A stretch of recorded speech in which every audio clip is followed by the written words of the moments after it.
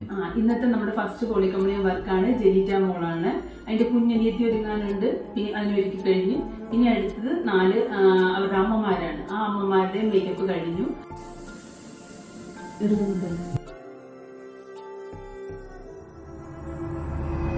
യെരൂശലേം